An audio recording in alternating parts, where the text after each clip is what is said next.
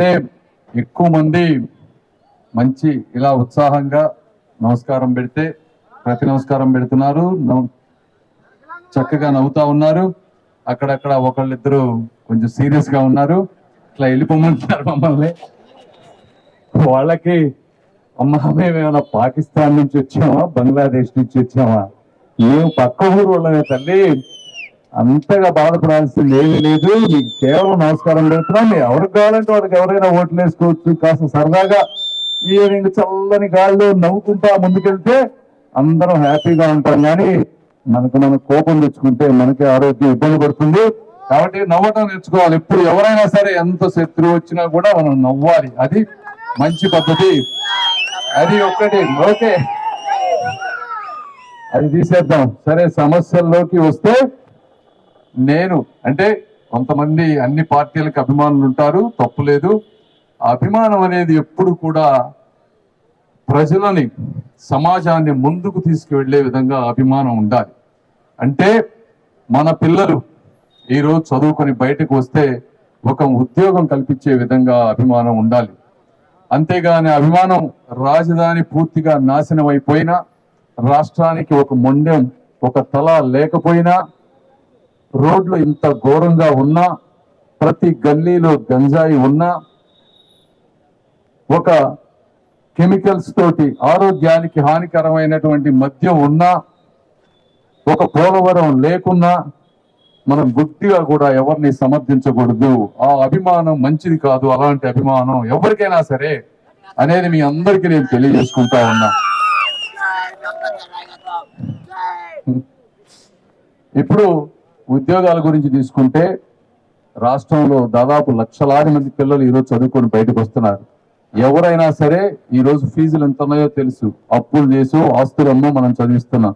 వచ్చినప్పుడు బయటకు వచ్చినప్పుడు కనీసం ఒక మంచి ఉద్యోగం చూపించడం అనేది ప్రభుత్వాల బాధ్యత. ఈ రోజు మనం ఎన్ని ఉద్యోగాలు మనం కల్పించగలుగుతున్నాం అనేది అందరూ కూడా ఒక్కసారి ప్రశ్నించాలి. వీళ్ళందరూ ఎక్కడికి వెళ్ళాలి? హైదరాబాదా, బెంగళూరా, అమెరికానా? అమెరికా అయినా, హైదరాబాద్ అయినా, బెంగళూరు అయినా కొంతమందిని తీసుకోగలుగుతుంది. కానీ ఈ కోట్ల జనాభానికి ఎవ్వరు కూడా ఉద్యోగాలు ఇప్పించలేనటువంటి పరిస్థితి. కాబట్టి మనం ఈ చుట్టుపక్కల ప్రాంతంలో ఉద్యోగాలు తెచ్చుకోవాలి. ఎలా వస్తాయి? ఇండస్ట్రీస్ దానంతట అవి ఎక్కడి నుంచి అయినా వస్తాయా? వ్యక్తులు కానీ, ముఖ్యమంత్రులు కానీ, మంత్రులు కానీ విపరీతమైన శ్రమ చేస్తే ఒక ఇండస్ట్రీ వస్తుంది. ఒక కియా ఫ్యాక్టరీ తీసుకురావాలంటే అనంతపురంలో చంద్రబాబు నాయుడు గారు పడ్డ బాధ చాలా తక్కువ మందికి తెలుసది. ఎందుకంటే ఎవరైనా సరే డబ్బున్న వాళ్ళు ఇంకా ఎక్కువ డబ్బు ఎక్కడ సంపాదించాలా, ఎంత త్వరగా సంపాదించాలా అని ఆలోచిస్తారు. వాళ్ళు కోరుకునేది హైదరాబాదో, బెంగళూరు, లేకపోతే ఢిల్లీయో ఇలాంటి ప్లేసులకి వెళ్ళి ఇండస్ట్రీలు పెడతారు తప్పించి కొత్తగా పుట్టిన అమరావతి లేకపోతే ఆంధ్రప్రదేశ్ లోనో ఎవ్వరూ పెట్టరు. అలా పెట్టించాలంటే ఎవరో ఒక వ్యక్తి ఇనిషియేటివ్ తీసుకొని ఒక కఠోర శ్రమ చేయాలి. అలాంటిది 5 సంవత్సరాల్లో మీకు ఎప్పుడైనా అనిపించిందా నేను అడుగుతా ఉన్నా.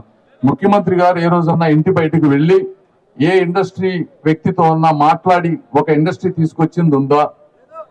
పోనీ ముఖ్యమంత్రి గారు వెళ్ళలేరు, బిజీ. ఒక మంత్రి ఏమన్నా వెళ్ళొచ్చారా? ఎవరన్నా ఒక మంత్రి? చాలా మంది ఉన్నారు. ఒక మంత్రి ఒక ప్రాంతానికి వెళ్ళి ఇన్వెస్టర్ని కలిసి ఒక ఇండస్ట్రీ తెచ్చుకొచ్చింది మీరు ఎక్కడన్నా చూసారా? ఇవి రాకపోగా రాష్ట్రంలో ఎప్పటి నుంచో ఎంతో మంది కష్టపడి సాధించి పెంచిన పోర్టులు ఎవరో వేరే వాళ్ళకి అమ్మేశారు. నార్త్ ఇండియా వచ్చిన వాళ్ళకి లంచాలకి కక్కుర్తిపడి. ఈ రోజు చూస్తా ఉంటే అమెరికా లాంటి ప్లేసుల్లో ఇసుక కానీ, పెట్రోల్ కానీ, ఖనిజ సంపద అంతా కూడా ఇంపోర్ట్ చేసుకుంటారు వేరే దేశాల నుంచి. అంటే అమెరికాలో లేవని కాదు.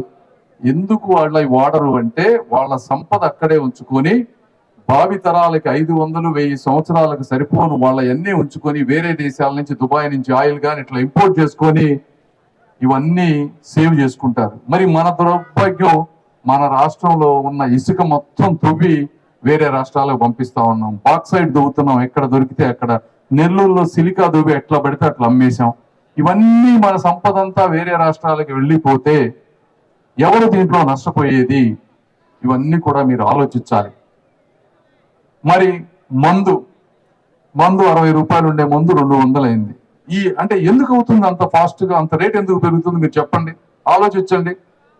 ముందు ఒక సంవత్సరానికి ఇన్ఫ్లేషన్ ద్రవ్యోల్బణం ఎంత 5%. మనం ఎంత 5 ఏళ్లలో ఎంత పెరగాలి? 5 25 30 రూపాయలు. అంటే 60 రూపాయలు ఉండే ముందు 90 రూపాయలు అవ్వాలి, మహా అయితే 100 రూపాయలు. 200 300 ఎందుకు అవుతుంది? ఎక్కడన్నా వైట్ తీసుకుంటున్నారా? మొత్తం క్యాషే. ఆఖరికి తోపుడు బండ్ల మీద ఉన్న వ్యక్తులు కూడా డిజిటల్ పేమెంట్స్ తీసుకుంటుంటే మందులు తీసుకుంటే ఇందులో అవినీతి లేదంటే ఎట్లా నమ్మకం? దాన్ని మీరు సమర్థిస్తారా? జగన్మోహన్ రెడ్డి గారిని అభిమానించే వాళ్ళు ఇంత అన్యాయం దోపిడీ జరుగుతూ ఉంటే మీరు ఎలా సమర్థిస్తారు?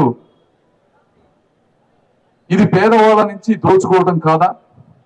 రేపు జగన్మోహన్ రెడ్డి గారు పొరపాటున 99.99% రారు, 0.0001% ప్రకారం వస్తే లిక్కర్ 200 నుంచి 400 రూపాయలు అవుతుంది. ఇది వాస్తవం. ఎందుకంటే ఈ రోజు ఆయన ఎలక్షన్ లో ఖర్చు పెట్టే ఖర్చు మీ రక్తం ద్వారా వెనక్కి తీసుకుంటారు. ఇది వాస్తవం, తెలుసుకోండి.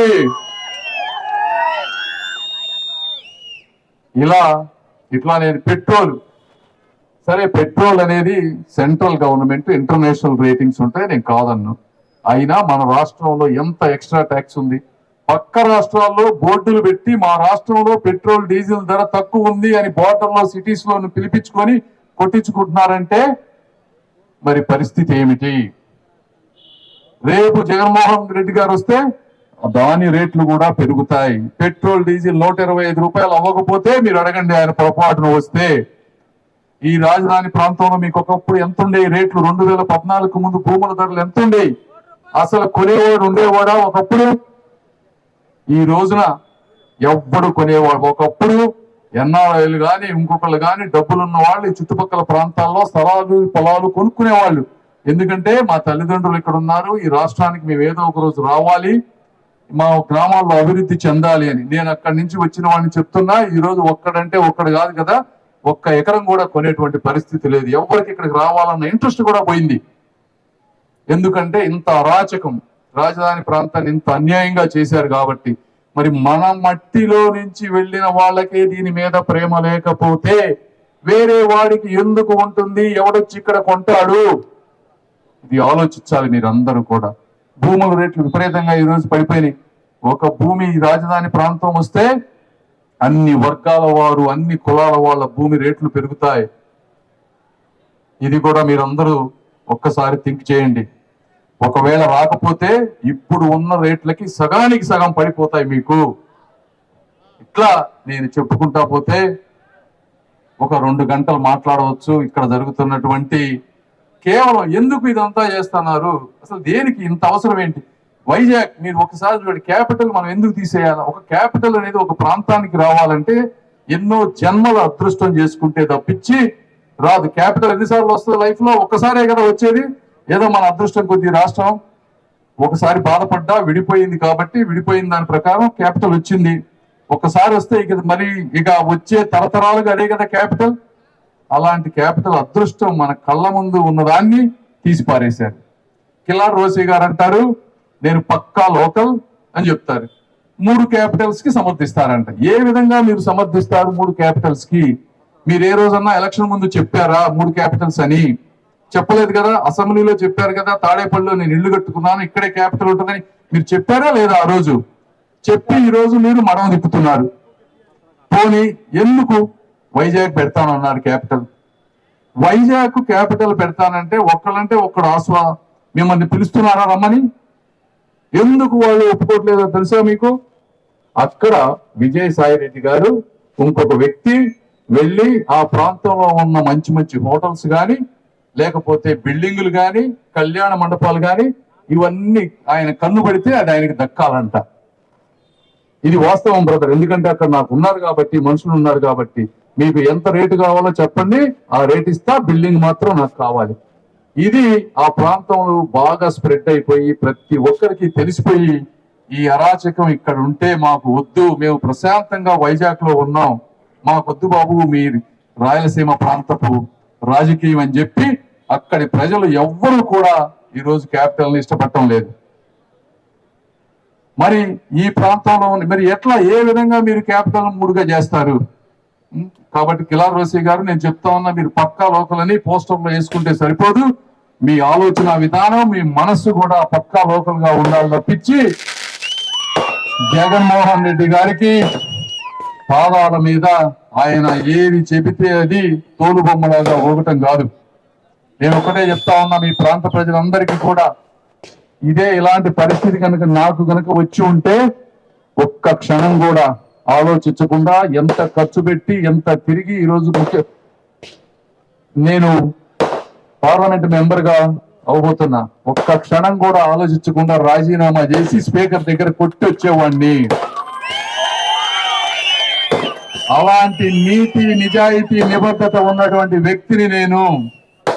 కాబట్టి ఒక్కసారి మీ అందరినీ నేను కోరుకునేది ఏంటంటే, కేవలం కులం కాకుండా మనిషి గుణాలు చూసి నా చరిత్ర, నా జీవితం ఒక ఓపెన్ బుక్. ఇవాళే రాశారు సాక్షిలో, టీవీలో నా గురించి ఒక 3 నిమిషాలు. 2001కి ముందంట నాకు తినటానికి అన్నం కూడా లేదంట. వాస్తవమే, నేను ఎప్పుడు తినటానికి ఉంది, నేను గొప్ప డబ్బుతో పుట్టానని నేనే చెప్పాను. నాకు ఆ రోజు తినటానికి లేదు, హోటల్లో ఉన్నాం. కాకపోతే కష్టపడి సంపాదించుకొని ఈ రోజు ఈ స్థితికి వచ్చాం. ఇది పేదవాళ్ళకి, ప్రతి ఒక్కరికి కూడా ఒక స్టోరీ, ఇన్స్పిరేషన్. ఎవరైనా నాలాగా అవ్వాలనుకునే వాళ్ళకి ధైర్యంగా చెప్తాను బ్రదర్, నాకు ఆ రోజు తినటానికి లేదు, హోటల్లో ప్లేట్లు తీసేవాళ్ళు లేనప్పుడు నేను ప్లేట్లు కూడా తీశాను, గర్వంగా చెప్పుకోగలను నేను అది చేశాను అని. ఇందులో తప్పే ఉంది. డిగ్నిటీ ఆఫ్ లేబర్, మీకు దానికి విలువ తెలియదు. అందుకే నేను ఈ రోజు ప్రతి పేదవాడి హృదయం ఎలా ఉంటుందో, వాళ్ళు ఎలా ఆలోచిస్తారో తెలిసిన వ్యక్తిని నేను. కాబట్టి మీరు నిజాలు మాట్లాడండి, మీరు చేసిన పనులు చెప్పండి. మాకు ప్రశ్నించే అధికారం ఉంది. మేము ప్రతిపక్షంలో ఉన్నాం. జగన్మోహన్ రెడ్డి గారిని నేను అటాక్ చేయకూడదంట. ఎందుకు చేయకూడదు? నేను పోటీ చేసేదే ప్రతిపక్షంలో. నేనేమన్నా ఫిజికల్ గా అటాక్ చేస్తున్నాను? నేను ప్రశ్నలు అడుగుతున్నాను. మీరు చేసిన అభివృద్ధి మీద, దుర్మార్గాల మీద ప్రశ్నించకుండా ఎలా ఉంటాం? జగన్మోహన్ రెడ్డి గారు ఏమన్నా దేవుడా నేను ప్రశ్నించకుండా ఉండటానికి? తప్పనిసరిగా కిలారి రోసయ్య గారు, జగన్మోహన్ రెడ్డి గారు ఎవరైనా ప్రశ్నిస్తాం తప్పు జరిగినప్పుడు. కాబట్టి ఏది ఏమైనా మంచి స్వాగతం ఇచ్చిన మీ అందరికీ కూడా నా హృదయపూర్వక కృతజ్ఞతలు. ఒక్కటి ఆఖరిగా చెప్తా ఉన్నా, మీరు ఇంకా కూడా ఎవరన్నా జగన్మోహన్ రెడ్డి గారికి ఓట్లు వేసినా నాకు ఇబ్బంది లేదు. కాకపోతే మీకు ఏ పనులు కావాలన్నా మా దగ్గరికి రండి, చేసి పెడతాం. Thank you brothers.